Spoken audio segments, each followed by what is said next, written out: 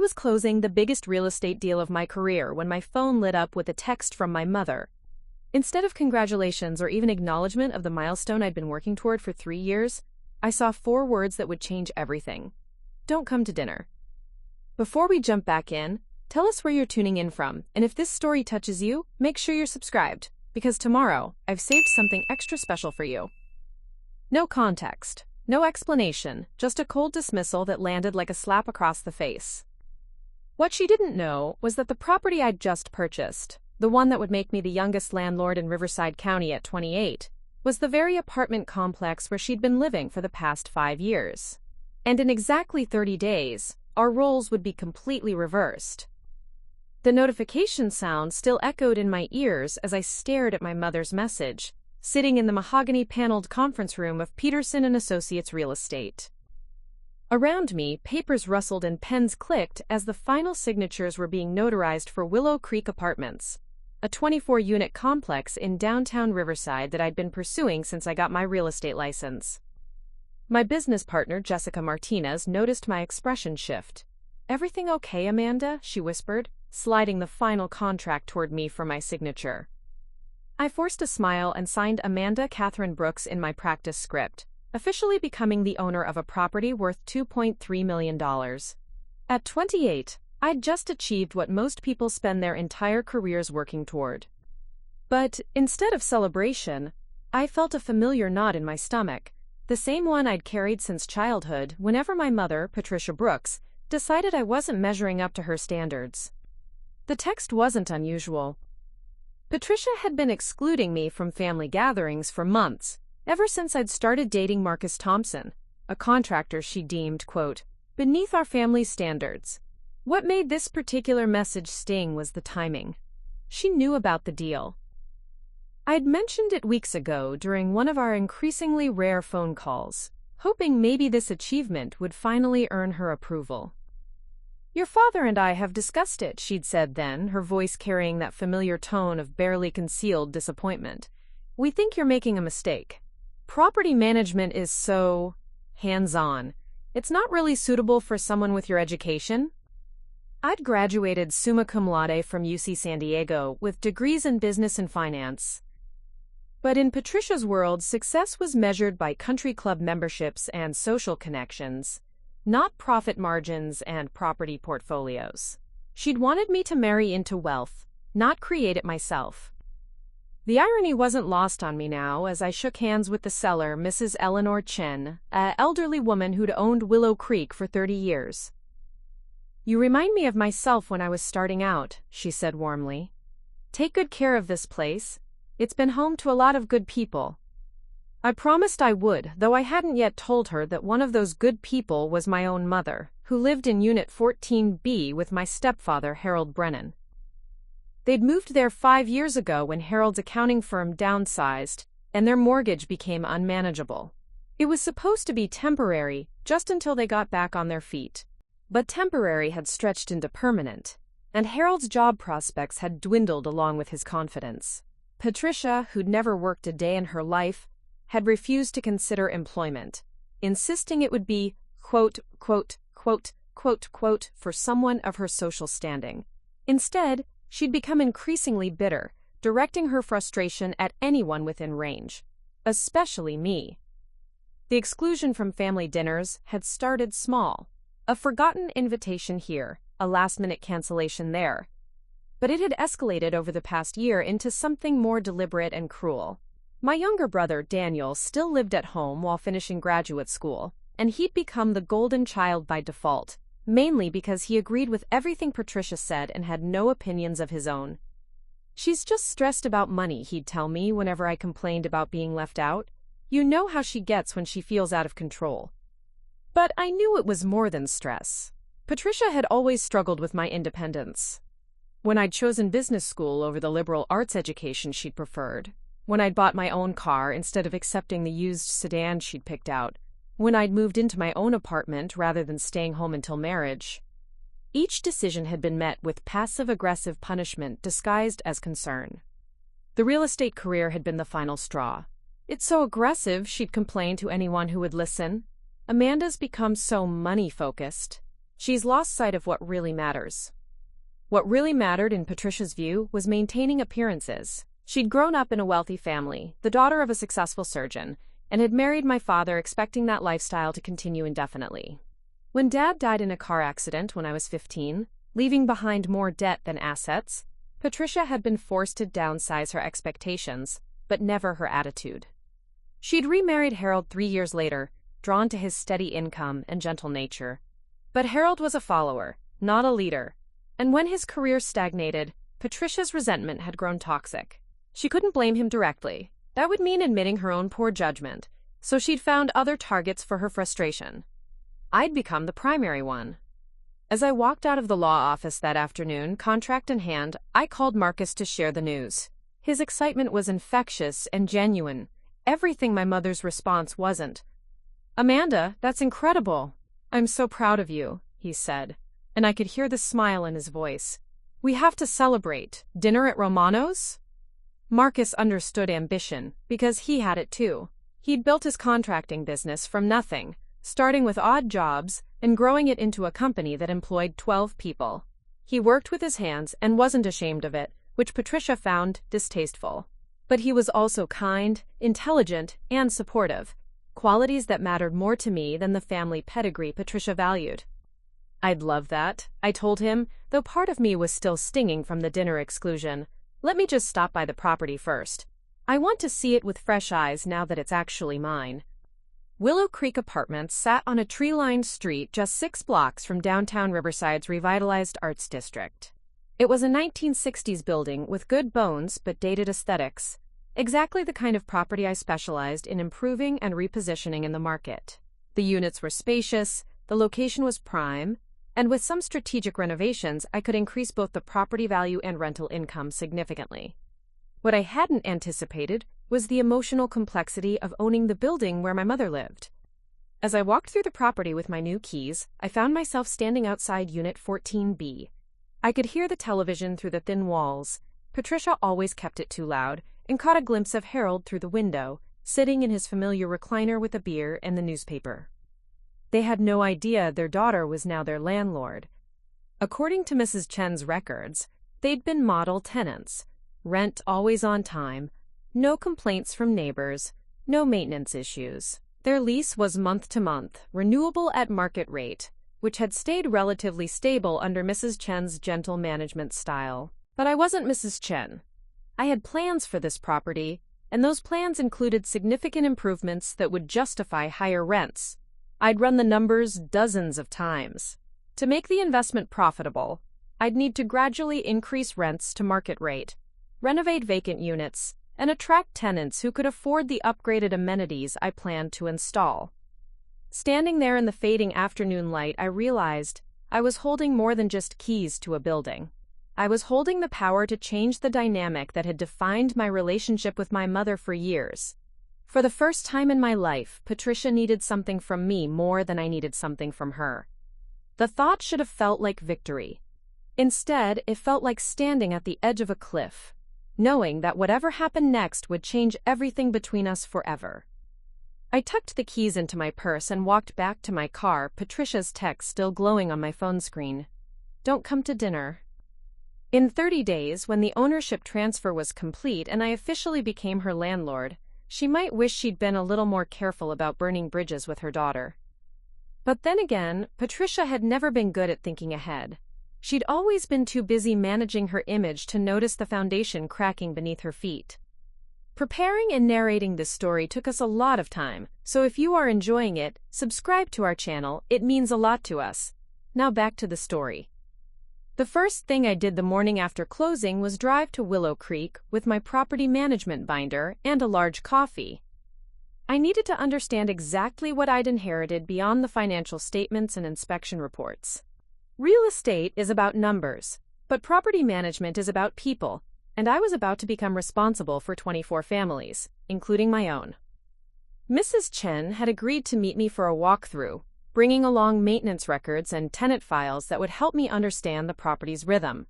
She arrived promptly at 8 a.m., carrying a worn leather portfolio that looked like it had been her companion for decades. "Every building has its own personality," she explained as we started with the ground floor units. Willow Creek is what I call a quote quiet building. Most residents have been here for years. They're not looking for luxury. They want stability, reasonable rent, and prompt repairs when something breaks. Unit 1A housed the Johnsons, an elderly couple who'd lived there for 8 years. Mrs. Chen pointed out the grab bars Harold Johnson had installed in their bathroom after his hip surgery 2 years ago. I let him do the work himself to save money, she said. He used to be a handyman before he retired, very proud man. In 2B lived Sarah Mitchell, a single mother with twin 7-year-olds. She works 2 jobs, morning shift at the hospital as a nurse's aide, evenings at the grocery store, Mrs. Chen continued. The kids are well behaved, but they can be loud after school. The downstairs neighbors have never complained, though. As we moved through the building, I began to see patterns Mrs. Chen had accommodated over the years. Flexible payment dates for tenants whose paychecks didn't align with the first of the month. Maintenance delays when someone was between jobs. Small kindnesses that kept people housed during difficult times. "You're going to think I'm a soft touch," Mrs. Chen said as we climbed to the second floor. "But I learned early that a little flexibility prevents a lot of problems. Happy tenants take care of the property. They report issues before they become expensive. They renew leases instead of moving every year." Her philosophy made sense from a human perspective, but I could see how it had kept rents below market rate and limited the property's profitability. Every accommodation was money left on the table. Every delay was deferred maintenance that would compound over time. We reached the second floor, where Patricia and Harold lived in 14B. Mrs. Chen knocked gently before using her key. "Your mother keeps a lovely home," she said as we entered. "Always spotless, never any complaints." The apartment was indeed immaculate. Patricia had arranged the modest space with the same attention to detail she'd once applied to our family's larger home. Coordinated throw pillows, strategically placed mirrors to create the illusion of more space, fresh flowers on the dining table. It was her way of maintaining dignity in circumstances she found humiliating. But I noticed things Mrs. Chen probably missed. The designer handbag hanging by the door was from 5 seasons ago. The throw pillows were expensive fabric, but showed signs of careful mending. The flowers were grocery store carnations, arranged to look more costly than they were. Patricia was performing prosperity on a tight budget, just as she'd been doing since Dad died. Harold mentioned they might be interested in renewing their lease early, Mrs. Chen said, checking her notes. Something about wanting to lock in the current rate. I told him we'd discuss it after the ownership transfer was complete. My stomach tightened. Harold was more perceptive than Patricia gave him credit for. He'd probably researched property sales in the area and realized new ownership might mean rent increases. While Patricia buried her head in the sand about their financial reality, Harold was quietly trying to protect them from market forces. We finished the walkthrough in Mrs. Chen's former office, a small room off the lobby that contained filing cabinets full of tenant histories, maintenance logs, and correspondence. She handed me a thick folder marked Building Operations Manual, her handwritten guide to everything from the quirky water heater timer to which tenants had spare keys for elderly neighbors. "Most new owners want to modernize immediately," she said, settling into the desk chair one last time. "New paint, new flooring, new everything. But sometimes the best improvements are the ones tenants don't see. Better insulation, updated electrical, improved security systems." I understood what she wasn't saying directly. Cosmetic upgrades were visible justifications for rent increases, but infrastructure improvements were long-term investments that benefited everyone without displacing existing residents. She was hoping I'd choose the latter path. "What would you do if you were in my position?" I asked her directly. Mrs. Chen smiled, the expression carrying 3 decades of landlord experience. "I'd remember that this isn't just a building, it's a community. And communities that feel threatened become difficult to manage. But communities that feel valued become your best asset." After she left, I spent the afternoon reviewing tenant files in detail. The building was 96% occupied with only one vacant unit, 22A, a corner apartment that had been empty for 3 weeks after the previous tenant moved to Arizona for a job transfer. According to the notes, Mrs. Chen had been selective about new tenants, prioritizing stability over maximum rent. The financial picture was clearer now. Current rents averaged $1,200 per month for one-bedroom units and $1,500 for two bedrooms. Market rate in the area was $1,400 and $1,800 respectively. Over 24 units, that represented nearly $5,000 per month in potential additional income minus $60,000 annually that Mrs. Chen had essentially been donating to her tenants' quality of life. From a business perspective, gradual rent increases were not just reasonable but necessary to maintain the property and provide returns on my investment. From a human perspective, those increases would strain budgets and potentially force out long-term residents who couldn't afford market rates. I was still wrestling with these competing priorities when my phone rang. Daniel's name appeared on the screen, which was unusual. My brother typically communicated through memes and emoji-heavy texts. "Hey," he said, his voice unusually serious. "Mom told me about your real estate thing. Congratulations, I guess." "Thanks," I replied cautiously. Daniel rarely called without prompting from Patricia, and his tone suggested this wasn't entirely a social call. "She's pretty upset about the dinner thing," he continued. "She thinks you're pulling away from the family because of Marcus." I felt the familiar surge of frustration that came with Patricia's ability to rewrite history. She'd excluded me from dinner, then somehow made herself the victim when I didn't protest. "She uninvited me, Daniel. I didn't pull away from anything." "Yeah, but you know how she gets when she's stressed. Money's been tight since Harold's hours got cut again. She's not herself." This was news to me. Harold's accounting firm had been struggling for months, but I hadn't known his situation had worsened. It explained Patricia's increasingly erratic behavior and Harold's attempt to lock in their current rent.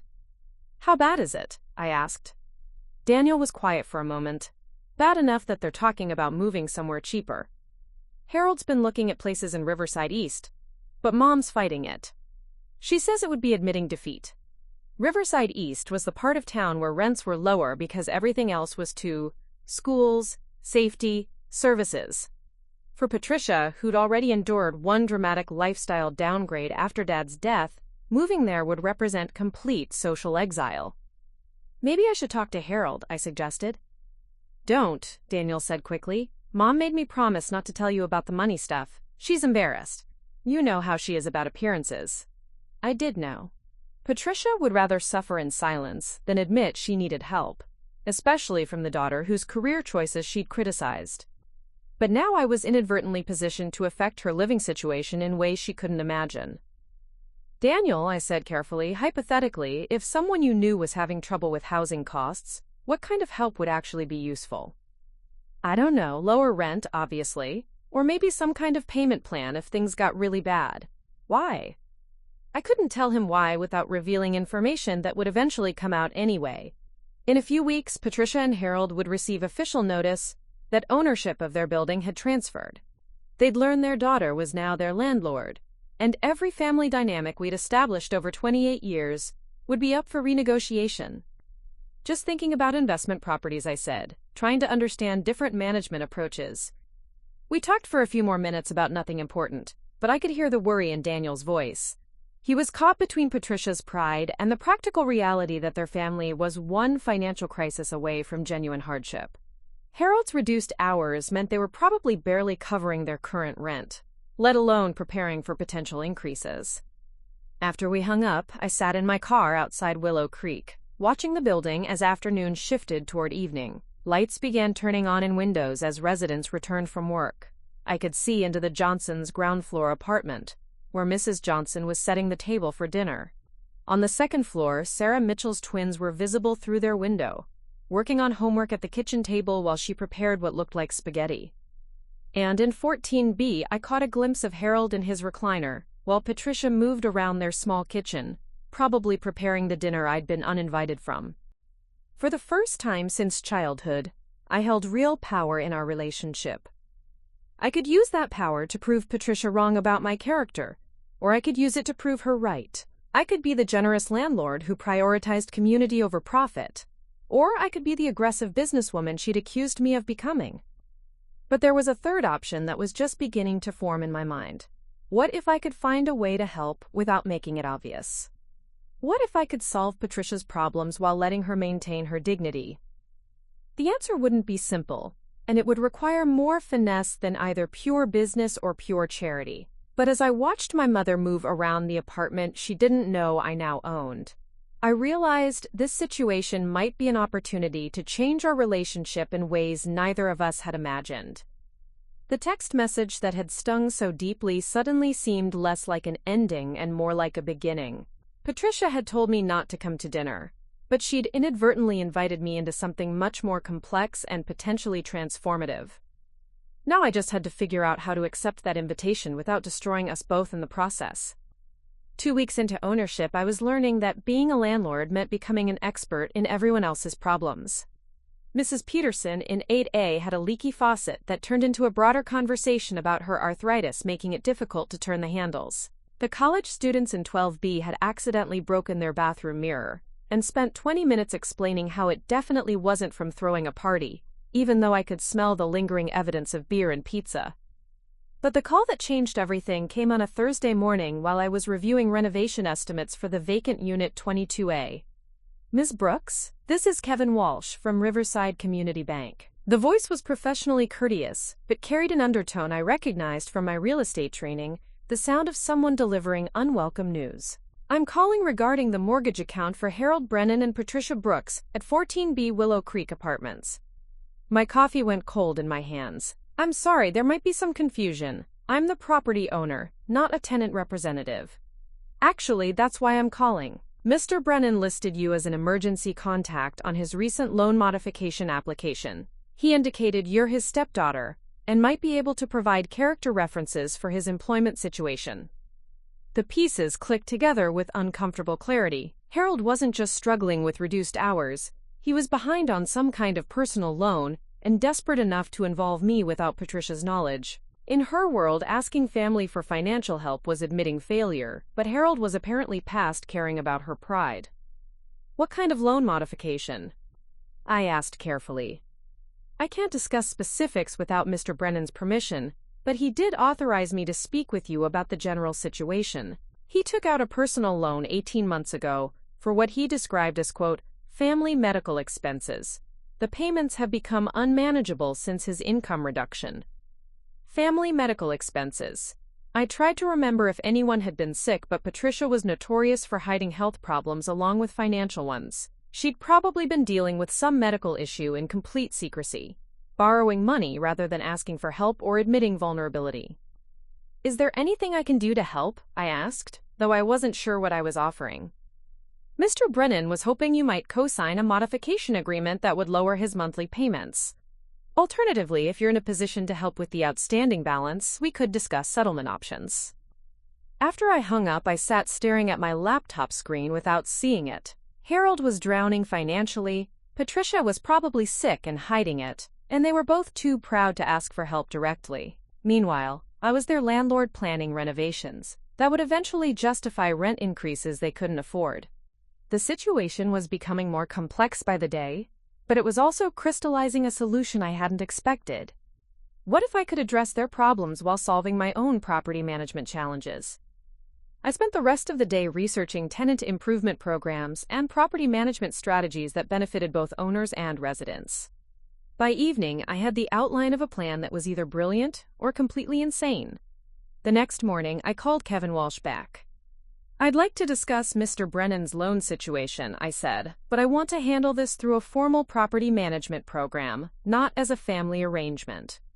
I explained my idea. I would create a tenant improvement initiative where long-term residents could earn rent credits by helping with building maintenance and improvements. Harold's accounting background and handyman skills would make him perfect for managing vendor relationships and overseeing small repairs. The program would provide him with additional income that could address his loan situation while giving me reliable building management support. "It's an interesting approach," Kevin said after I had outlined the details. "Creative financing through employment rather than charity. Mr. Brennan would maintain his dignity while addressing his obligations." Exactly. Patricia couldn't object to Harold earning money, and she couldn't complain about me offering him work opportunities. It would solve their financial problems while positioning me as a fair employer, rather than an interfering daughter. But first, I needed to test the waters with smaller changes that would prepare everyone for bigger revelations. I started with Unit 22A, the vacant corner apartment. Instead of rushing to fill it at market rate, I decided to renovate it as a showcase for what Willow Creek could become. Modern fixtures, fresh paint, updated appliances, but done thoughtfully to enhance the building's character rather than erasing it. Marcus offered to handle the work at cost, understanding that this project was about more than profit margins. "You're trying to prove something," he said as we reviewed the renovation plans. "To yourself or to your mother?" "Both, probably," I admitted. "I want to show that I can improve things without destroying them. That success doesn't have to come at other people's expense." The renovation took 3 weeks, during which I became a regular presence at Willow Creek. Tenants who'd initially viewed me with suspicious curiosity began treating me like part of the community. Mrs. Johnson started bringing me coffee when she saw me in the lobby. Sarah Mitchell's twins would wave from their window when they spotted my car. And Harold began lingering in the hallway whenever I was around, clearly wanting to talk but uncertain how to approach me. Patricia had probably forbidden him from discussing their financial situation, but his desperation was becoming harder to hide. The breakthrough came when I was leaving the building after checking on the renovation progress. Harold was by the mailboxes, holding an envelope that he quickly tried to conceal when he saw me. "Amanda," he said, his voice strained, "I wasn't expecting to see you here." "I own the building, Harold. I'm here pretty regularly now." The words hung in the air between us. He knew, of course. The ownership transfer notifications had gone out the week before, but this was our first direct acknowledgment of the changed dynamic. "Your mother doesn't know I'm talking to you," he said quietly, "but I wanted to apologize for the dinner situation. She's been under a lot of stress lately." I could see him struggling with how much to reveal. The envelope in his hands was probably another bill or medical statement, one more piece of financial pressure he was carrying alone. "Harold," I said gently, "Kevin Walsh from the bank called me." His face crumpled. "I didn't know what else to do. I know Patricia would be furious if she knew, but I thought maybe you could help me understand my options." This was the opening I'd been waiting for, the chance to introduce my employment program before he got desperate enough to do something that would hurt his pride or his marriage. "What if I told you there might be a way to solve this that doesn't involve charity or family loans?" I said. "Something that would let you earn additional income while helping me manage the property more effectively?" Hope flickered in his eyes. "What kind of work?" I explained the tenant improvement program I'd been developing. Building maintenance coordination, vendor management, minor repairs, even helping with tenant relations. His accounting background would be valuable for tracking expenses and managing improvement budgets. "The position would pay $1,500 a month to start," I said, watching his expression change. "Enough to handle your loan payments and give you both some breathing room." "You'd do that for us?" he asked, his voice thick with emotion. "I'd do that for the building," I corrected. "I need someone I can trust to help manage this place. Someone who understands the community and cares about maintaining its character while making necessary improvements." It wasn't entirely altruistic, though it wasn't entirely business either. I genuinely needed help managing Willow Creek, and Harold's skills and investment in the building's success would make him an ideal employee. But I also wanted to prove to myself that I could solve family problems through opportunity rather than charity. "I'd need to discuss it with Patricia," he said slowly. "Of course. But Harold?" I waited until he met my eyes. "This offer stands on its own merits. You don't need to convince her it's a favor. It's a job opportunity that makes sense for both of us." That evening, I got a text from Daniel. "Mom's been weird all day. Did something happen?" I didn't respond immediately. In a few days, Harold would present the job opportunity to Patricia, and she'd have to grapple with the reality that her daughter was offering solutions she couldn't provide herself. The power dynamic that had defined our relationship for years was shifting, but not in the way either of us had expected. Instead of using my position as her landlord to punish her for years of emotional manipulation, I was using it to demonstrate the values she'd accused me of abandoning. Instead of choosing money over family, I was finding ways to honor both. But I also knew Patricia well enough to anticipate her reaction. She wouldn't see opportunity. She'd see control. She wouldn't see generosity. She'd see condescension. The very success of my solution would probably feel like failure to her, because it would force her to acknowledge that her daughter had become someone capable of solving problems she couldn't solve herself. The next few days would determine whether my strategy could bridge the gap between us or whether it would widen it beyond repair. Either way, there would be no more pretending that our relationship could continue on its previous terms. Patricia had spent months excluding me from family gatherings, treating my success as a personal attack on her values. But now that success was positioned to save her from the consequences of her own pride, the question was whether she'd let it. The call came at 7:23 a.m. on a Tuesday, jarring me awake from the first decent sleep I'd had in weeks. Patricia's name on my phone screen sent immediate adrenaline through my system. She never called this early unless something was seriously wrong. Amanda. Her voice was tight, controlled, dangerous. We need to talk. Good morning to you too, Mom. Just don't. I could hear her moving around, probably pacing their small kitchen. Harold told me about your generous job offer. How thoughtful of you to solve our problems without bothering to mention you created them. My stomach dropped. This wasn't how I'd wanted her to find out about my ownership of Willow Creek. I'd hoped Harold would lead with the employment opportunity, letting the building ownership emerge as context rather than revelation. I didn't create your problems, Patricia. Didn't you? You bought our building, Amanda, our home. You're our landlord now, and somehow that's supposed to be a coincidence? Some lucky break that lets you swoop in and rescue us from ourselves? I could hear Harold in the background, his voice low and pleading, though I couldn't make out the words. Patricia's response was sharp. No, Harold. She doesn't get to pretend this is business. It is business, I said, though even as the words left my mouth, I knew how hollow they sounded. I bought an investment property. The fact that you happen to live there. Happen to live there? Patricia's laugh was bitter. You knew exactly where we lived. You've known we were struggling. And instead of talking to us, instead of helping us like family, you decided to become our landlord so you could control us. The accusation hit harder than I'd expected because there was truth in it, even if it wasn't the whole truth. I had known they lived at Willow Creek when I made the offer. I had known they were struggling financially. And yes, part of me had been drawn to the property because of the power reversal it represented. That's not why I bought it, I said, but my voice lacked conviction. Isn't it? Tell me, Amanda, what's our rent going to be next month? What about when our lease comes up for renewal? Are we going to be your charity case tenants, or are you going to price us out like any other business decision? These were exactly the questions I'd been wrestling with for weeks, and I still didn't have clean answers.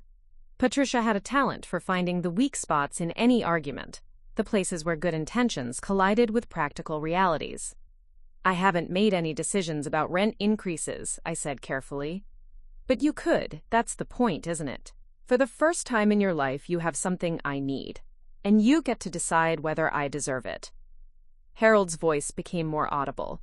Patricia, please. She's trying to help. She's trying to control, Patricia snapped back. There's a difference. I found myself standing in my kitchen, pacing the same way Patricia probably was. 3 miles apart, we were mirroring each other's agitation, connected by a conversation that felt like it had been building for years. What do you want me to do? I asked finally. Sell the building? Pretend this never happened? Keep pretending you didn't exclude me from family dinners because you disapprove of my career choices? I want you to admit what this really is. You bought power over us, and now you're disguising control as generosity.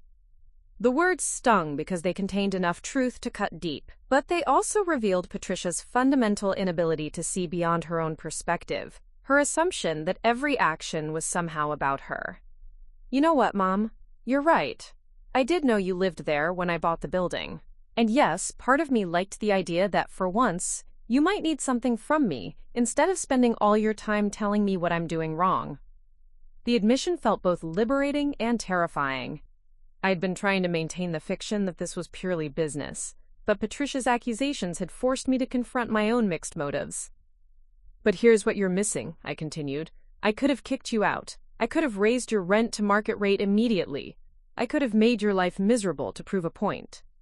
Instead, I offered Harold a job that would solve your financial problems while helping me manage the property. A job you created because you feel sorry for us. A job I created because I need help, and Harold has skills that would be valuable. The fact that it also solves your problems doesn't make it charity." There was a long pause. I could hear Harold saying something, his tone more assertive than usual. Patricia's response was muffled, but the conversation sounded heated. When she came back to the phone, her voice had changed. Still angry, but with an undercurrent of something else. Fear, maybe, or desperation.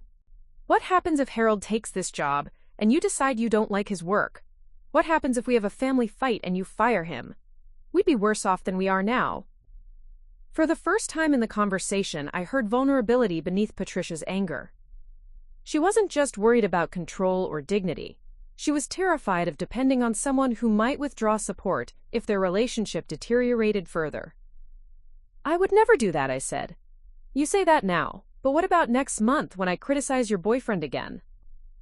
What about next year when you decide we're not grateful enough? What about when you get married and your husband thinks supporting your deadbeat stepfather is a waste of money?"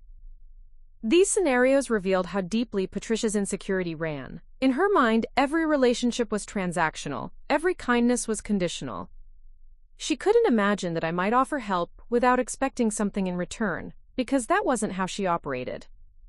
"Mom," I said slowly, "what if I put the job arrangement in writing? A formal contract that protects Harold's position regardless of our personal relationship." "You'd do that?" "I'd do that. Employment contract, clear job description, termination only for cause related to work performance. Harold would have the same protections as any other employee." Another pause. More background conversation between Patricia and Harold, this time with his voice carrying more weight in the discussion. "There's something else," Patricia said finally. "Harold didn't tell you everything about why we need the money." I waited, sensing that whatever came next would be important. "I have been having some health issues. Nothing life-threatening," she added quickly, "but my insurance doesn't cover everything. The medical bills have been significant." The admission cost her. Patricia had spent years maintaining the illusion that she had everything under control, that she didn't need help from anyone.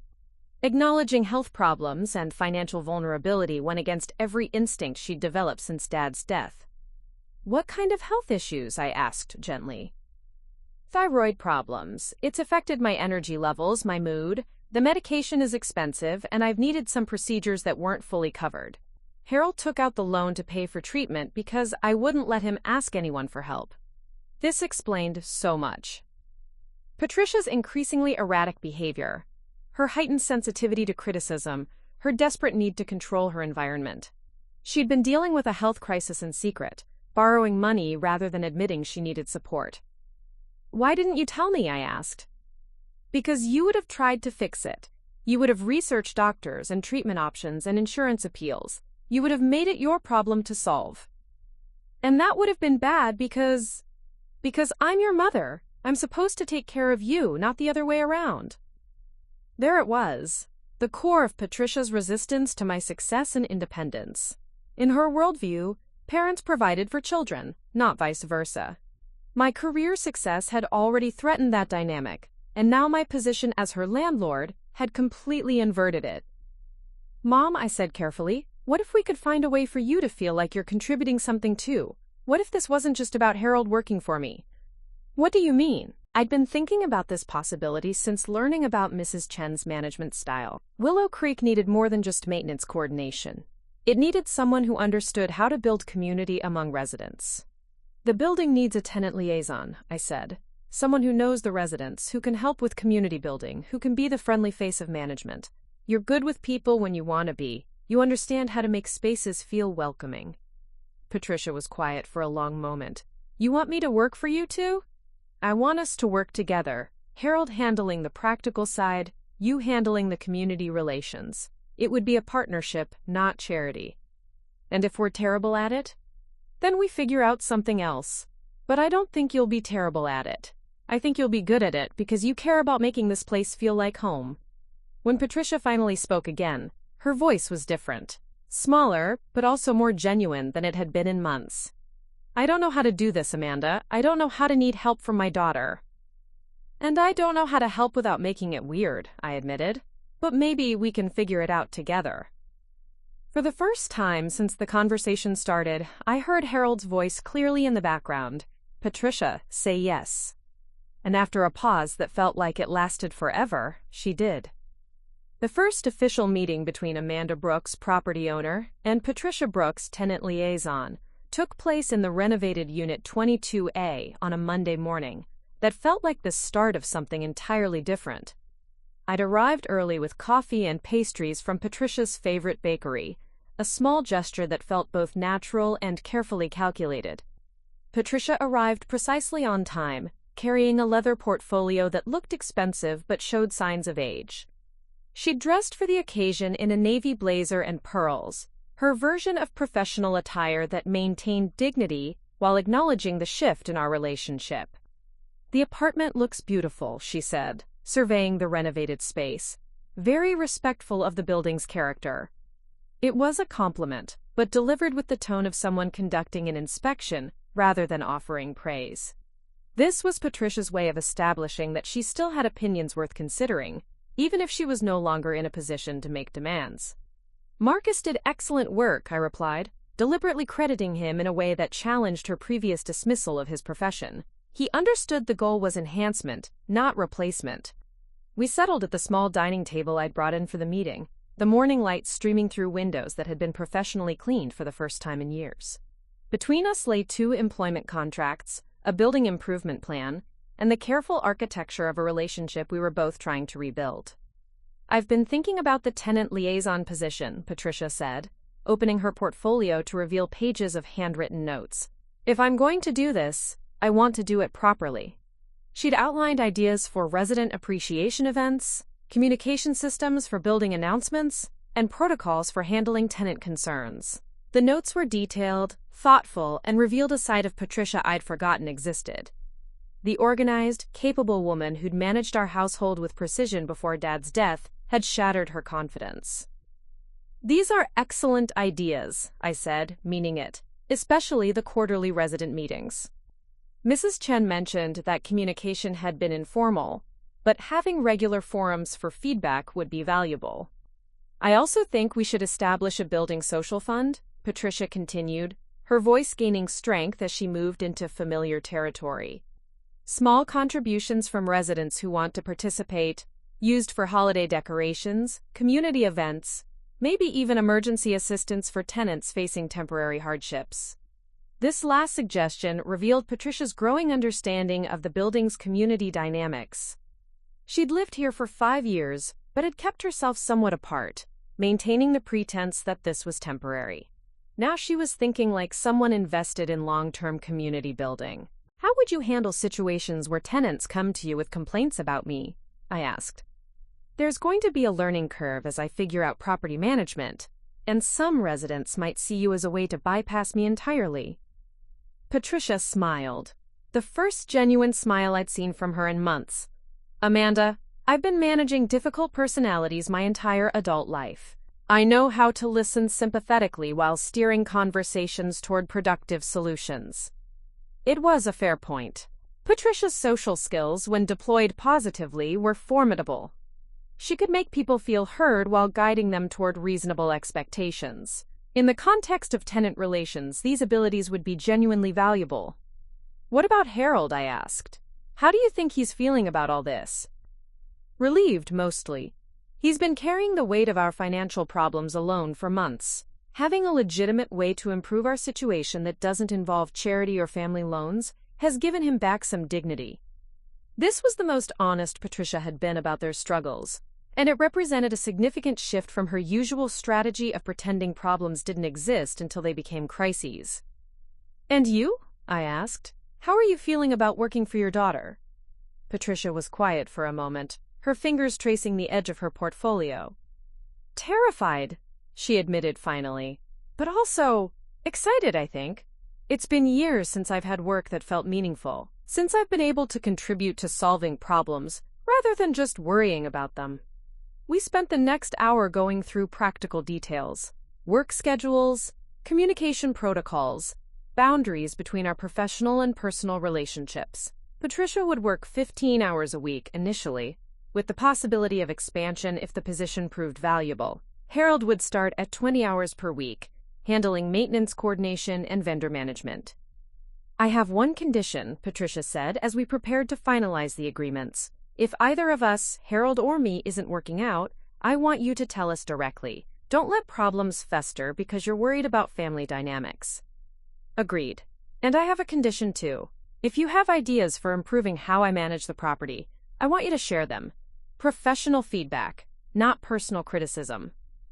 We shook hands across the table, and for a moment, we both seemed surprised by how normal it felt. We were still mother and daughter, but we were also business partners now, with responsibilities to each other that existed outside our family history. That afternoon, I called Daniel to update him on the developments. His relief was palpable even over the phone. "Thank God," he said. "I was starting to worry they'd end up losing the apartment entirely. Harold's been stress-eating, and Mom's been, well, you know how she gets when she can't control a situation." "How long have you known about her health issues?" I asked. "A few months. She made me promise not to tell you because she didn't want you to worry, which is ridiculous considering you're probably the one person who could have helped her navigate the insurance problems." This was classic Patricia, protecting people from information that might actually help them help her. But it also revealed her fundamental assumption that her problems were burdens to be managed, not challenges to be solved collaboratively. "Things are going to be different now," I told Daniel. "Better, I think, but definitely different." "Different how?" "We're going to be working together. She's going to be helping me manage the building, and Harold's going to handle maintenance coordination. It's not charity. It's employment that makes sense for everyone." Daniel was quiet for a moment. "You realize she's going to be impossible if she thinks she's good at this, right? She'll have opinions about everything." "I'm counting on it. The building needs someone who cares about the community. And despite everything, Patricia does care. She just needed a way to channel that caring into something productive." The first real test of our new dynamic came 2 days later when Mrs. Rodriguez in 6B called to complain about noise from the college students in 7A. Normally, this would have been my problem to solve, but under our new arrangement, Patricia handled the initial contact. I watched from the lobby as she knocked on both doors, listened to both perspectives, and then facilitated a conversation between the neighbors that resulted in an agreement about quiet hours and a promise from the students to move their music to the living room, away from the shared wall. "Diplomacy," Patricia said afterward, looking pleased with herself. "Most conflicts aren't really about the surface issue." Mrs. Rodriguez was feeling ignored and disrespected. The students were feeling judged and unwelcome. Once everyone felt heard, the actual problem was easy to solve. It was a small victory, but it demonstrated that Patricia could apply her social skills constructively when she felt empowered rather than threatened. She'd found a way to be important without being controlling, to solve problems without creating new ones. The real transformation became apparent the following week when I received a text from Patricia that would have been unimaginable a month earlier. "Harold fixed the leaky faucet in 3B, and I organized a welcome basket for the new tenant in 11A. Everything under control here. How's your day going?" For the first time in years, Patricia was checking on me rather than demanding attention. She had her own work to focus on, her own problems to solve, her own sense of purpose that didn't depend on managing my life or defending her position in the family hierarchy. That evening, Marcus and I had dinner at the same restaurant where we'd celebrated my building purchase months earlier. The conversation that night had been about proving myself and achieving independence. Now we were talking about collaboration and shared responsibility. "Your mother complimented my work today," Marcus said, still sounding slightly surprised. "She said the renovations showed respect for the building's history." "She's different when she feels useful," I replied. "It turns out a lot of her criticism came from feeling powerless. Now that she has something meaningful to contribute, she's more generous with praise." "And how are you feeling about all this? A month ago you were hurt and angry about being excluded from family dinners. Now you're business partners with your mother." I considered the question carefully. The hurt was still there, but it felt less sharp now, contextualized by understanding rather than defined by confusion. "I'm proud of us," I said finally. "We could have let this situation destroy our relationship entirely. Instead, we found a way to build something new, something that works for both of us." The text message that had started everything, "Don't come to dinner," was still saved in my phone. But now, it felt less like a rejection, and more like an invitation to create something better than what we'd had before. Patricia had tried to exclude me from her life, but she'd inadvertently opened the door to a relationship based on mutual respect rather than old patterns of control and rebellion. We were still figuring out how to navigate this new dynamic, but for the first time in years, we were figuring it out together. 3 months into our new working arrangement, I thought we'd found our rhythm. Patricia's monthly tenant satisfaction surveys showed consistently high ratings. Harold had successfully negotiated better rates with 3 different vendors, and for the first time since Dad's death, our family dinners felt genuinely comfortable rather than performatively polite. That's when Eleanor Chen called with news that would test everything we'd built. "Amanda, dear," Mrs. Chen's voice carried a tone I'd never heard before. "Urgent, but careful. I need to tell you something about Willow Creek that wasn't in the property disclosure documents." I was in my office, reviewing applications for the 2 units that had become vacant when tenants moved for job relocations. The building was 100% occupied for the first time in years, and I'd been feeling particularly proud of our community building efforts. "What kind of something?" I asked, though my stomach was already tightening. "The city has been considering the entire block for redevelopment, mixed-use commercial and residential. They approached me several times over the past 2 years, but I always declined their offers. I should have mentioned this before the sale, but I honestly thought the project was dead." My pen stopped moving across the application I'd been reviewing, and now? Now they're approaching property owners again, more aggressively this time. I received a call yesterday from a city planning representative asking if I knew how to contact the new owner of Willow Creek. Redevelopment, the word that could transform a neighborhood or destroy it, depending on your perspective. I'd seen it happen in other parts of Riverside. Older buildings demolished to make way for luxury condos and chain restaurants. Longtime residents displaced by rising property values. "What exactly are they proposing?" I asked. "A mixed-use development that would include retail space, office buildings, and high-end apartments. They're offering to purchase properties at significantly above market value. But the entire block would need to participate for the project to move forward." I stared out my office window at the street below, trying to process the implications. Above market value meant a substantial profit on my investment, possibly enough to purchase multiple properties elsewhere. But it also meant destroying the community we'd been working to strengthen. "How much above market value?" I asked, hating myself for asking but needing to know. "From what I understand, they're offering roughly 40% more than current assessed values. For Willow Creek, that would probably mean somewhere around $3.2 million. I did the math quickly. My purchase price plus renovation costs totaled about $2.4 million. A sale at $3.2 million would represent a profit of $800,000, more than most people earned in a decade, generated in less than a year. "Mrs. Chen," I said carefully, "why are you telling me this?" "Because I want you to be prepared. The city representative mentioned they'd be contacting you directly within the next few days." "And Amanda?" "They're going to make it very difficult to say no. They have ways of making property ownership challenging for people who don't cooperate with redevelopment plans." After we hung up, I sat in my office for a long time, staring at the tenant applications without seeing them. In a few hours, I'd need to decide whether to mention this conversation to Patricia and Harold. In a few days, I'd need to decide how to respond to the city's offer. The smart business decision was obvious. Take the money, invest in multiple smaller properties, diversify my portfolio, build wealth instead of attachment, make decisions based on profit margins rather than sentiment. But the human decision was more complex. 24 families had made Willow Creek their home. Patricia had found purpose in community building. Harold had regained confidence through meaningful work. I'd proven to myself that success didn't require abandoning values. That evening, I met Marcus for dinner at a small Italian restaurant near his office. He could tell something was bothering me before I'd even ordered. "Okay," he said after the server had taken our drink orders. "What's going on? You look like someone told you Christmas was canceled." I explained Mrs. Chen's call, watching his expression shift from curiosity to concern to thoughtful calculation. $800,000 profit, he said slowly. That's life-changing money, Amanda." "I know. And you're not sure you want to take it?" "I'm not sure I want to destroy what we've built. Patricia's happier than she's been in years." Harold's got his confidence back. The building has a real community now. Marcus reached across the table and took my hand. Those are all good things. But they're not permanent things. Patricia and Harold could find other work. The tenants could find other apartments.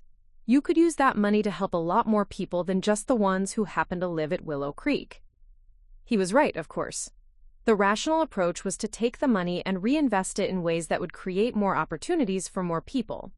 But rationality was competing with something deeper, the sense that some things were worth more than their market value. What if I don't tell them about the offer? I asked. What if I just decline and let everyone continue as they are? And what if the city finds other ways to pressure you? Mrs. Chen warned you they have methods for encouraging cooperation. What if they start finding code violations or tax assessment problems? What if they make it so expensive to maintain the property that you're forced to sell anyway? I hadn't considered this possibility, but it made sense. Municipalities had numerous tools for influencing property decisions, from zoning changes to inspection requirements to infrastructure modifications that could dramatically affect operating costs. So you think I should take the offer? I think you should find out exactly what you're dealing with before you make any decisions. Talk to a lawyer who specializes in municipal development, understand your options and the potential consequences of each choice. That night, I couldn't sleep. I kept thinking about the residents who would be displaced if redevelopment moved forward. Mrs. Johnson, who'd lived in the building for 8 years and had no family to help her relocate. Sarah Mitchell, whose twins were finally settled in a good school district. The elderly man in 5A, whose rent-controlled apartment was probably the only thing keeping him from homelessness. But I also thought about Patricia and Harold, who'd just found financial stability after months of struggle. If I sold the building, I could afford to help them in ways that didn't depend on employment. I could buy them a house, pay off their debts, ensure they never had to worry about money again. The next morning, I called Patricia to ask if she and Harold could meet me for coffee. I needed to discuss the situation with them before the city made contact, and I wanted their input on how to handle the potential disruption to residents. We met at the same cafe where I'd had countless difficult conversations with Patricia over the years. But this time, the dynamic was different. I wasn't asking for her approval or defending my choices. I was consulting with colleagues who had invested interest in the outcome. How long do we have to decide? Patricia asked after I'd explained the situation. I don't know yet. Mrs. Chen said they'd be contacting me within a few days, but I assume there would be some kind of negotiation period. Harold leaned forward, his expression serious. What's your gut feeling about this, Amanda? Setting aside the money, what do you want to do? It was a good question and one I'd been avoiding. I want to keep the building, I want to protect the community we've built, but I also want to make smart financial decisions. What if those aren't mutually exclusive? Patricia suggested. What if there's a way to benefit from redevelopment without destroying the existing community? I looked at her in surprise. What do you mean? I mean, what if you negotiated with the city instead of just accepting or rejecting their offer? What if you demanded that any redevelopment include affordable housing requirements? What if you insisted on relocation assistance for current tenants? This was a side of Patricia I'd rarely seen, the strategic thinker who could see possibilities beyond the obvious options. She'd been quiet during my explanation, but she'd been thinking. You think I have that kind of leverage? I asked. I think you have exactly that kind of leverage. If they need the entire block to participate, then every property owner has veto power. You could make your cooperation conditional on terms that protect the people who live there now. Harold nodded slowly. Patricia's right. You're not just a seller in this situation. You're a partner they need. That gives you negotiating power. For the first time since Mrs. Chen's call, I felt hopeful rather than trapped.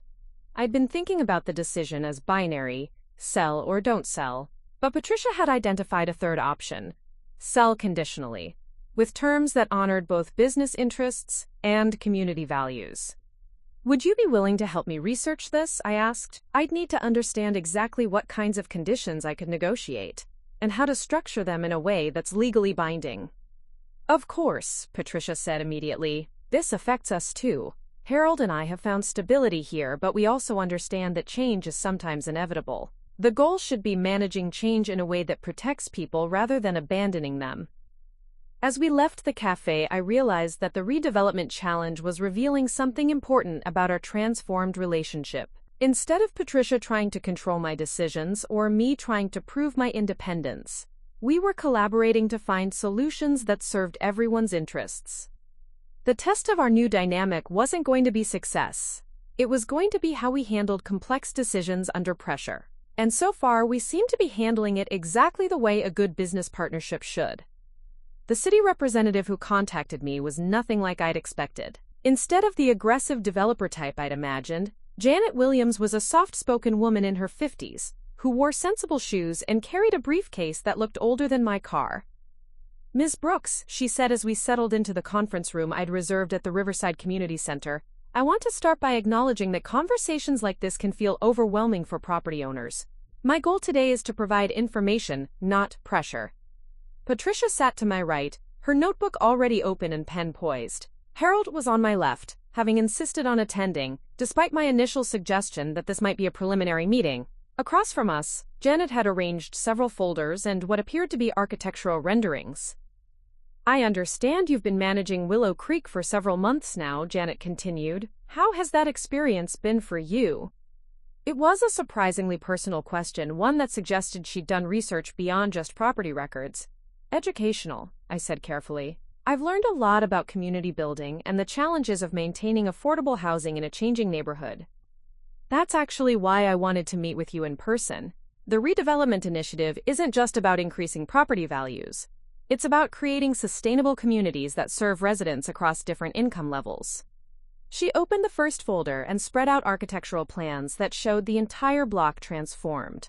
Where Willow Creek currently stood, the drawing showed a mixed-use building with retail space on the ground floor and apartments above. But unlike the sterile luxury developments I'd seen in other parts of the city, this design incorporated elements that suggested careful consideration of community needs.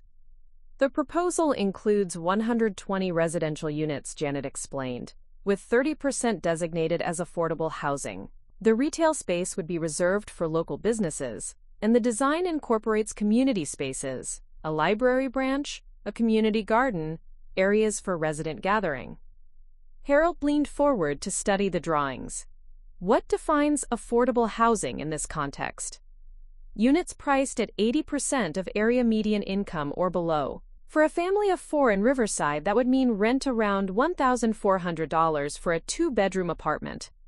I did quick calculations in my head. Most of my current tenants were paying between $1,200 and $1,500, depending on unit size and lease terms. The affordable housing component would keep many of them within their current price range.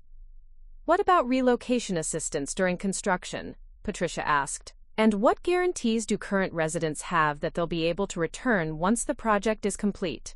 Janet smiled. The first genuine expression I'd seen from her. "Those are exactly the right questions. The city has allocated $2.3 million for relocation assistance and tenant protections. Current residents would have right of first refusal on comparable units in the new development, with rent increases capped at 3% annually for 5 years. These protections were more comprehensive than I'd expected, but Patricia wasn't finished with her questions. "Who oversees the affordable housing component to ensure it remains affordable long-term? What prevents the developer from finding ways to convert those units to market rate after a few years?" The affordable housing designation would be legally binding for 30 years, with city oversight and annual compliance reviews. Additionally, the developer would be required to maintain the units at the same quality standard as market-rate apartments. For the next hour, Janet walked us through financial projections, construction timelines, and community impact assessments. The more details she provided, the more I understood why Mrs. Chen had warned me about the difficulty of refusing. This wasn't a typical redevelopment project designed to maximize profit at community expense. It was a thoughtfully planned initiative that addressed real needs while providing property owners with substantial compensation. "I have to ask," I said finally, "what happens if I don't want to sell? What if I'm satisfied with the current arrangement?" Janet's expression became more serious. "That's certainly your right as a property owner. But I should mention that the city has identified several infrastructure improvements that will be necessary in this area over the next few years. Street resurfacing, water main replacement, electrical grid upgrades. Property owners would be responsible for their share of these costs through special assessments. How much would those assessments be? Harold asked. The preliminary estimate for a property like Willow Creek would be around $180,000 over 3 years. That's in addition to any maintenance and improvement costs you'd face as the building ages. I felt Patricia's hand briefly touch my arm under the table, a subtle signal that she'd recognized the implication. The city wasn't exactly threatening me, but they were making clear that maintaining the status quo would become increasingly expensive. And if I participate in the redevelopment? I asked. The city would cover all infrastructure costs as part of the project. You'd receive the negotiated purchase price, plus relocation assistance for your tenants, plus a tax credit for participating in the Affordable Housing Initiative. Janet gathered her materials and prepared to leave, but she paused at the door. I should mention that we need decisions from all property owners on the block within 60 days. The project timeline depends on coordinated planning, and we can't hold spots indefinitely. After she left, the three of us sat in silence for several minutes. The community center conference room felt too small for the size of the decision we were facing. Well, Patricia said finally, that wasn't what I expected. Better or worse than what you expected? I asked. More complicated. The protections for current residents are more comprehensive than I thought they'd be. But 60 days isn't much time to verify that all these promises are legally binding. Harold nodded. We'd need to have a lawyer review every document, talk to tenant advocacy groups, maybe even contact residents of other developments where the city has made similar promises. And we'd need to survey the current tenants, Patricia added. Find out how many would actually want to stay if they could, versus how many would prefer relocation assistance to move somewhere else entirely. I looked at both of them, my mother and stepfather, who had somehow become my most trusted advisors in a decision that would affect dozens of families and determine the trajectory of my real estate career. Are you both comfortable with that level of research? I asked. This is going to be a lot of work, and I can't pay you for time spent on due diligence. Amanda, Patricia said, her voice carrying a firmness I hadn't heard in years. This isn't about the job anymore. This is about making a decision that honors everything we've built together. Of course we're going to help you research it properly. Over the next 2 weeks, we divided the investigative work among ourselves. Patricia surveyed current residents, Harold researched the developer's track record and reviewed city documents, and I consulted with 3 different lawyers who specialized in municipal development projects. The results were mixed but informative. Patricia discovered that 18 of 24 current households would be interested in returning to affordable housing units in the new development. Of the remaining 6, 4 were planning to move within the next year anyway, and 2 wanted relocation assistance to purchase homes in other parts of the city. Harold's research revealed that the developer had completed similar projects in 2 other California cities, both of which had maintained their affordable housing commitments and received positive reviews from residents and city officials. My legal consultations confirmed that the protections offered were more comprehensive than typical redevelopment agreements, but also revealed potential loopholes that would need to be addressed in the final contract.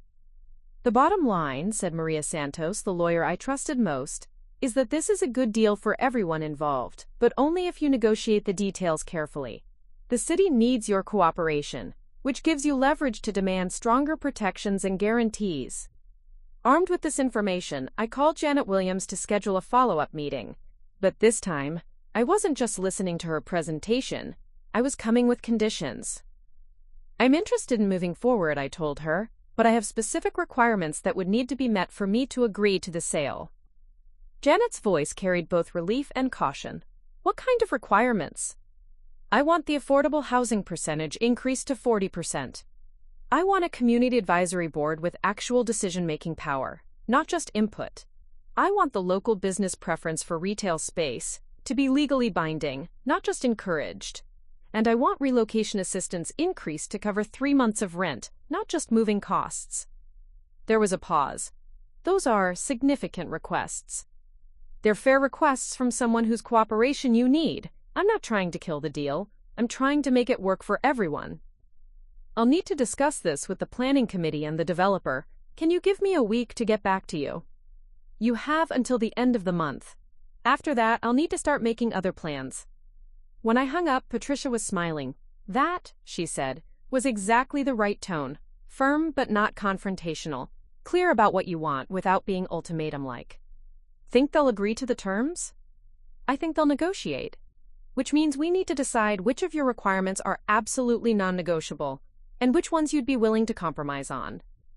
For the first time since this process began, I felt like we were in control of the decision rather than being pressured into it.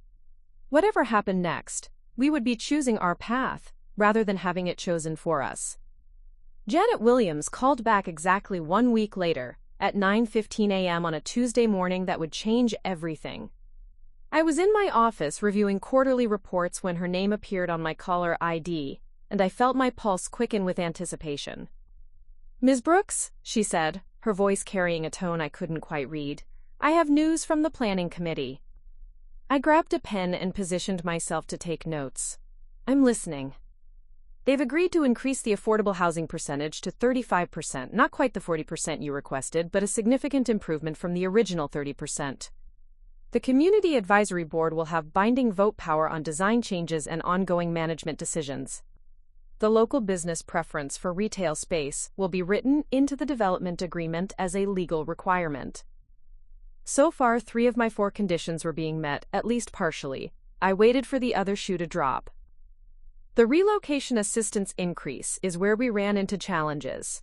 The city can approve 2 months of rent coverage, but 3 months would require additional budget approval that could delay the entire project. I'd expected this. The financial requirements were always going to be the most difficult to negotiate. What about other forms of assistance? Moving costs, security deposits, utility connection fees? All of those would be covered, plus a $1,000 per household allowance for incidental expenses. The total relocation package would be valued at approximately $4,500 per household. I did quick mental calculations. For my 24 households, that represented over $100,000 in relocation assistance. A substantial investment that suggested the city was serious about protecting displaced residents. I need to discuss this with my advisors, I said. Can I have 48 hours to respond? Of course. And Amanda? Janet's voice softened slightly. I want you to know that your conditions have actually improved the project for everyone. The planning committee was impressed with your advocacy for both residents and local businesses. After we hung up, I called Patricia and Harold to arrange an emergency meeting. We gathered in the renovated Unit 22A, which had become our unofficial conference room, and I laid out the city's counteroffer. 35% affordable housing, Patricia repeated, making notes in her ever-present notebook. That's 42 units out of 120. Significantly better than the original proposal. And the Community Advisory Board with actual decision-making power, Harold added. That's huge. Most of these development projects pay lip service to community input, but don't give residents any real authority. The question is whether the relocation assistance package is adequate, I said.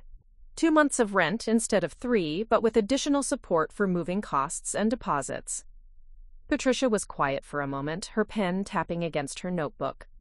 Have you considered that some of our current residents might prefer a lump sum payment to relocate permanently rather than temporary assistance to return here? It was a good point. Not everyone wanted to come back to the same location, even if the housing was improved. Some might prefer to use relocation assistance to make fresh starts in different neighborhoods. We should survey the tenants about the specific terms, Harold suggested. Find out how many want to return versus how many want assistance to move elsewhere permanently. And we should ask about the 2-month timeline, Patricia added. Is that enough time for people to find temporary housing while construction is completed? These were the kinds of detailed questions that would help our residents make informed decisions. But they also revealed how much my decision-making process had evolved since buying the building. Instead of making choices based solely on financial returns, I was considering the human impact of every option. There's something else we need to discuss, I said carefully, the sale price. With the negotiated terms, I'd net approximately $750,000 after taxes and transaction costs. That's enough to purchase multiple smaller properties or invest in other types of real estate. Patricia and Harold exchanged glances. They understood the implication. This decision would affect not just current residents, but also their own employment with me. Amanda, Patricia said slowly, you need to make the choice that's best for your long-term goals. Harold and I will figure out our own situation regardless of what you decide. But what if I didn't have to choose between financial success and community responsibility, I asked. What if there was a way to do both? I'd been thinking about this possibility for days, but hadn't mentioned it because I wasn't sure it was feasible. Now, facing the decision point, I realized I needed to explore every option. What do you mean? Harold asked. What if I took the sale proceeds and invested them in more affordable housing projects? What if I specialized in exactly this kind of community-focused development? The idea had been forming gradually as I'd researched the redevelopment process. I'd learned about tax credits for affordable housing development, about partnerships between private developers and nonprofit organizations, about innovative financing structures that made community-focused projects profitable. You'd become a developer yourself? Patricia asked. I'd become a developer with a different approach. Instead of maximizing profit by displacing existing communities, I'd focus on creating sustainable, affordable housing that serves long-term residents. Harold leaned forward, his expression thoughtful. That's ambitious. It would require significantly more capital than you have now, even with the sale proceeds. It would require partnerships, I agreed. But that's how most development projects work anyway. The difference would be choosing partners who share community-focused values. Patricia was quiet for a long moment, and I could see her processing the implications. You're talking about building a business around the approach we've developed at Willow Creek. Exactly. Proving that property development can be both profitable and socially responsible. And if you did that, Harold said slowly, you'd need people who understand community relations and property management. I'd need partners who understand those things, I corrected, not employees, partners. The word hung in the air between us. I was proposing something far more significant than the employment arrangement we'd developed at Willow Creek. I was suggesting that we build a business together, combining my real estate expertise with Patricia's community building skills and Harold's operational knowledge. Partners, Patricia repeated, her voice carrying a mixture of excitement and uncertainty. Full partners. Equal decision-making authority, profit sharing, shared responsibility for success and failure. And if we fail, Harold asked? Then we fail together. But if we succeed, we'll have created something that proves family businesses can work, that community-focused development can be profitable, that we can build something meaningful together. Patricia closed her notebook and looked directly at me. Are you offering us this partnership because you think it's a good business decision, or because you want to keep working with us? It was a fair question, and one that deserved an honest answer. Both. I think we work well together, and I think our combined skills would be valuable in this kind of development business. But I also don't want to lose what we've built here. Even if it means less financial return than you could get working with other partners, even if it means that, some things are worth more than their maximum market value. Harold reached across the table and took Patricia's hand. What do you think? Patricia was quiet for a long moment, and I could see her weighing the risks and opportunities. Finally, she smiled, the same genuine smile I'd seen when she'd first started working as tenant liaison. I think, she said slowly, that 6 months ago I would have said this was a terrible idea. I would have worried about mixing family and business, about the risk of failure, about whether we could work together without destroying our relationship. And now? I asked. Now I think we've already proven we can work together, we've already taken the risk of mixing family and business, and we've already built something successful. Harold nodded. I agree. We've learned how to be honest with each other about problems, how to separate personal issues from professional decisions, how to use our different strengths effectively. So you're both willing to consider it? I asked. We're willing to do more than consider it, Patricia said. We're willing to commit to it. If you're serious about this partnership, we're serious about making it work. That afternoon, I called Janet Williams back. I've made my decision about the redevelopment project, I told her. I'm accepting the negotiated terms, with one additional condition. What's that?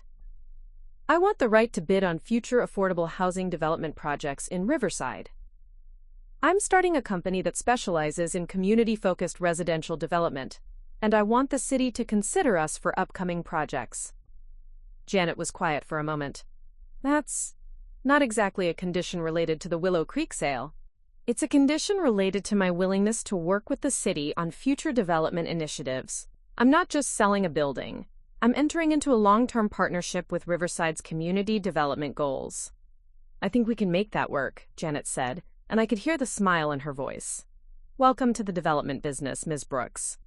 As I hung up the phone, I realized that Patricia's text message from months earlier, "Don't come to dinner," had set in motion events that would transform not just our relationship, but our entire future. She'd tried to exclude me from her life, but she'd inadvertently created the conditions for us to build something together that was bigger than either of us could have achieved alone. Sometimes the most painful rejections become the most valuable redirections. 1 year later, I stood in the lobby of the newly completed Willow Creek Community Development, watching Patricia guide a group of prospective tenants through the building that had once been our battlefield and had become our foundation. The space was transformed but recognizable. Modern fixtures complemented original architectural details, and the community garden visible through the large windows buzzed with residents tending vegetables and flowers. The affordable housing units are designed to the same specifications as market-rate apartments, Patricia was explaining to the small group, her voice carrying the confidence of someone who'd found her calling. "We don't believe in creating separate classes of housing. Everyone deserves the same quality of life." Harold emerged from the new community room, where he'd been overseeing the installation of tables for tonight's resident council meeting. The community advisory board we'd negotiated had evolved into something more, a genuine partnership between residents and management that gave everyone a voice in how the building operated. "Amanda," he called out, "Sarah Mitchell wants to know if you can join the meeting tonight. The residents want to thank you for the scholarship program." The scholarship program had been Patricia's idea, using a portion of our development profits to provide educational support for children in our buildings. It was exactly the kind of initiative that proved community-focused development could be profitable and socially responsible. "Tell Sarah I'll be there," I replied, then turned to watch Patricia finish her tour. She'd found her professional identity in community development, and it suited her perfectly. Her social skills and attention to detail, once focused on maintaining appearances, now created genuine value for residents and contributed to our company's reputation. Brooks Family Development had completed 3 projects in the past year, with 2 more in the planning stages. We'd proven that affordable housing could be both financially sustainable and community-enhancing. More importantly, we'd proven that family businesses could work when built on mutual respect rather than old patterns of control and rebellion. My phone buzzed with a text from Marcus. "Dinner at 7? I have news about the Portland project." Marcus had become our unofficial 4th partner, handling construction management for our developments. His initial skepticism about mixing family and business had given way to appreciation for what we'd built together. The Portland project represented our first expansion outside Riverside, a sign that our approach was scalable. "Looking forward to it," I typed back, then noticed another message from Daniel. "Mom's presentation at the housing conference was amazing. You should have seen her up there, totally in her element." Patricia had been invited to speak at the California Affordable Housing Conference about community engagement strategies. The invitation had come from Janet Williams, who'd become something of a mentor as we'd navigated our first year as developers. Patricia's presentation had been so well received that she'd been asked to develop a training program for other community liaisons. "She's found her thing," I replied to Daniel. "We all have, I think." It was true. Daniel had finished graduate school and joined our company as a project coordinator, bringing fresh perspectives and helping us navigate the generational differences that occasionally surfaced in our decision-making. Having him as part of the team had completed a family dynamic that actually worked, professional collaboration that enhanced rather than complicated our personal relationships. That evening, we gathered for our monthly family dinner at the same restaurant where I'd celebrated buying Willow Creek. But this time, the conversation wasn't about proving ourselves to each other. It was about planning projects that would benefit entire communities. "The Portland site visit went well," Marcus reported. "The neighborhood association is excited about the community garden component. and the city planners are supportive of the mixed-income approach. "How are the financing projections looking?" Harold asked, pulling out his ever-present notebook. "Better than expected. The tax credits for affordable housing development are substantial, and we're finding that lenders are more willing to work with developers who have proven community engagement track records." Patricia nodded approvingly. Community engagement isn't just good policy, it's good business. Residents who feel invested in their housing take better care of it, stay longer, and become advocates for the property. "Speaking of advocacy," Daniel said, "I got a call from a reporter at the Riverside Tribune. She wants to do a feature story about family businesses that are making a difference in affordable housing." I looked around the table at my family, my business partners, my friends, my collaborators in something that had grown far beyond anything I'd imagined when I'd first bought Willow Creek. "Are we ready for that kind of attention?" I asked. "I think we are," Patricia said. "We have a story worth telling, and maybe telling it will encourage other families to find ways to work together productively." Harold smiled. "Remember when you thought mixing family and business was a recipe for disaster?" "I remember when I thought a lot of things that turned out to be wrong," Patricia replied. "I thought Amanda was too aggressive, too money-focused, too willing to sacrifice relationships for success." "And now?" I asked. "Now I think you found a way to be successful that strengthens relationships rather than sacrificing them. You proved that business can be both profitable and principled." The conversation continued as we ordered dessert and made plans for the weekend. Daniel was helping Harold with a home improvement project. Patricia and I were visiting a potential development site. Marcus was teaching me to use the new construction management software. Ordinary family plans, but grounded in the extraordinary reality that we'd found a way to build something together that honored everyone's strengths while serving a larger purpose. As we prepared to leave, Patricia pulled me aside. "I want to show you something," she said, opening her purse to reveal a folded piece of paper. "I found this when I was cleaning out old files." She handed me a printout of a text message conversation, the same exchange that had started everything. Her message, "Don't come to dinner." My response, "How funny how brave you think you are." "I kept it," she said quietly, "because I wanted to remember how wrong I was about what bravery looks like." I studied the messages, remembering the hurt and anger I'd felt that day. It seemed like a lifetime ago, though it had been less than 2 years. "What do you think bravery looks like now?" I asked. "It looks like admitting when you're wrong. It looks like accepting help when you need it. It looks like building something together instead of trying to tear each other down." "And what does family look like?" Patricia smiled. The same genuine smile I'd seen when she'd first started working as tenant liaison, but deeper now, seasoned by success and failure and the hard work of rebuilding trust. "Family looks like people who choose to stay committed to each other even when it's difficult, who find ways to use their different strengths to build something bigger than what any of them could create alone. Even when they disagree about things? Especially when they disagree about things. The best partnerships aren't built on agreement.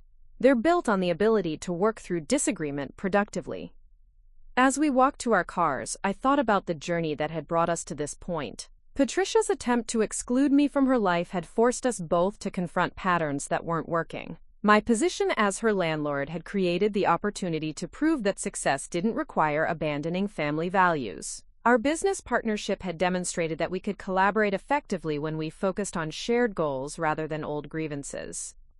The text message that had hurt so deeply, "Don't come to dinner," had ultimately invited us into something much more meaningful than any single meal. It had invited us to create a new kind of relationship based on mutual respect, shared purpose, and the understanding that family businesses could work when built on foundation of genuine partnership. 6 months later, Brooks Family Development was featured on the cover of California Housing magazine.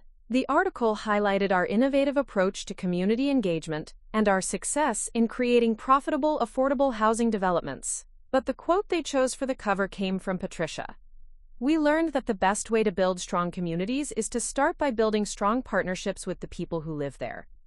The magazine didn't mention the text message that had started it all, or the family conflicts that had nearly destroyed our relationships. They focused on the success story, the thriving developments, the happy residents, the profitable business model. But I knew the real story was more complex and more inspiring. It was about the possibility of transformation, the power of second chances, and the way that the most painful rejections can become the most valuable redirections. Sometimes the people who hurt us most are the ones who need us most. Sometimes the situations that seem most hopeless are the ones with the greatest potential for positive change. And sometimes the bravest thing we can do is find a way to build something together with the people who once tried to exclude us from their lives. Patricia had texted me to stay away from her dinner table, but in doing so, she'd inadvertently invited me to help her build something much more nourishing: a business, a partnership, and a family dynamic that actually worked. The invitation I'd initially been denied had become the foundation for something neither of us could have created alone.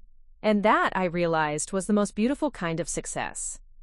Up next, you've got 2 more standout stories right on your screen. If this one hits the mark, you won't want to pass these up. Just click and check them out. And don't forget to like, subscribe, and turn on the notification bell so you don't miss any upload from us.